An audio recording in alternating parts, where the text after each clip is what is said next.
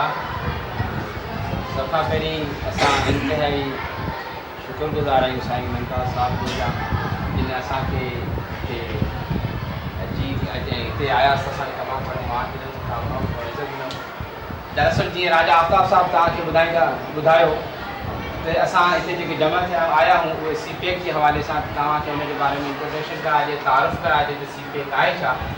सभ खां पहिरियों मां पंहिंजी टीम जो तारुफ़ कराईंदो हलां त असां सां जेको गॾु आहे प्रोफेसर अलादा सुगरो साहिबु साईं Shah Latif arts and commerce college जा लेक्चरर्स ऐं इन सां गॾु साईं प्रोफेसर राजा आफ्ताब अहमद भुट्टो साहिबु साईं बि असां सां गॾु कॉलेज जे अंदरि लेक्चरर आहे ऐं मुंहिंजो तालुक़ु बि जीअं साईं तव्हांखे ॿुधायो मंज़ूर आलम भुट्टो मां बि साॻी कॉलेज में लेक्चरर आहे।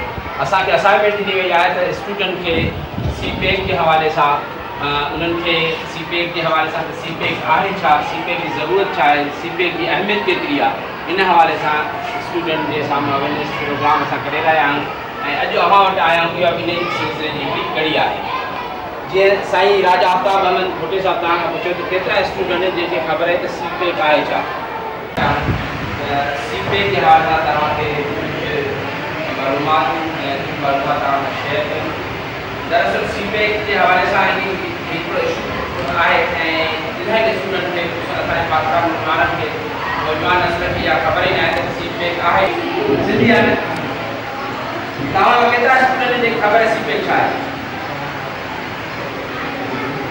हिकिड़ो स्टूडेंट ॿुधाए। चाइना पाकिस्तान इकोनॉमिक कॉरिडोर के हवाले सां जेको मनसूबो आहे राहदारी मनसूबो आहे पाक जी हिस्सा जी राहदार में मनसूबो आहे तव्हांखे ॿुधाईंदा हलूं त हीउ हिकिड़ो दुनिया जे वॾे में वॾो मनसूबा दुनिया जो वॾे में वॾो मनसूबा जेको चाइना शुरू कयो आहे। इन खां पहिरीं कहिड़े बि मुल्क इहो मनसूबो शुरू न कयो ऐं हीउ चाइना जो जेको मनसूबो आहे पूरी दुनिया ते मुश्तमिल आहे। वन बेल्ट वन रोड जे नाले सां 65 मुल्कनि ते मुश्तमिल आहे। सी पैक जो जेको मनसूबो आहे चाइना जो जेको मनसूबो आहे उहो वन बेल्ट वन रोड जे नाले सां 65 मुल्कनि ते मुश्तमिल आहे। हीउ मुख़्तलिफ़ मोटरवेज़ जो ऐं जेके हाई स्पीड रेलवेज़ आहिनि मोटरवेज़ आहिनि ऐं सी पोर्ट आहिनि ऐं इन खां अलावा मुख़्तलिफ़ एयरपोर्ट्स जा मनसूबा आहिनि जेको मुश्तमिल इन्हनि ते मुश्तमिल आहे। ऐं चाइना सभ खां पहिरीं इहो इन ते असां ॻाल्हाईंदासीं आया चाइना खे कहिड़ी ज़रूरत पई सी पैक जो मनसूबो शुरू करे। तव्हांखे आहे स्कूल में इंपोर्ट एंड एक्सपोर्ट के बारे में मुश्किल ज़्यादा बिल्कुलु ज़बरदस्त तमामु इन मतिलबु आहे तव्हांजे स्टूडेंट सां कुझु न कुझु मालूमात ज़रूरु आहे।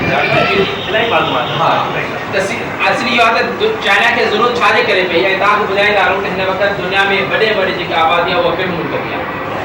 चाइना जेको तक़रीबन 1 अरब 20 करोड़ खां वधीक हुननि जी आबादी आहे ऐं ज़ाहिरी ॻाल्हि एॾी वॾी आबादीअ खे रोज़गार खपे खाइण पीअण जूं शयूं खपनि ऐं खाइण पीअण लाइ रोज़गार जे लाइ हुननि खे इंडस्ट्रीज़ खपे रोज़गार खपे रोज़गार जे लाइ हुननि खे फैक्ट्रीज़ खपनि फैक्ट्रीज़ खे हलाइण लाइ तेल वग़ैरह खपे ऐं इहो बि तव्हांखे ॿुधाईंदो हलां त हिन वक़्तु दुनिया में वॾे में वॾो जेको तेल जो ख़रीदार आहे उहो केरु आहे? चाइना आहे। चाइना जी डेली खपत केतिरी आहे? 1 करोड़ बैरल लीटर जेको 1 करोड़ बैरल जेका डेली बेसिस ते चाइना जी ज़रूरत आहे तेल जी। उन मां 40 जेके लख आहिनि उहे चाइना पंहिंजे मुल्क मां पंहिंजी मुल्क जी पैदावार अथसि ऐं 60 लख बैरल जेको तेल आहे उहो ॿाहिरि मुल्क मां घुराए थो। उन गल्फ ममालिक जेके आहिनि ख़लीज ममालिक अरब ममालिक उन्हनि मां घुराईंदो आहे।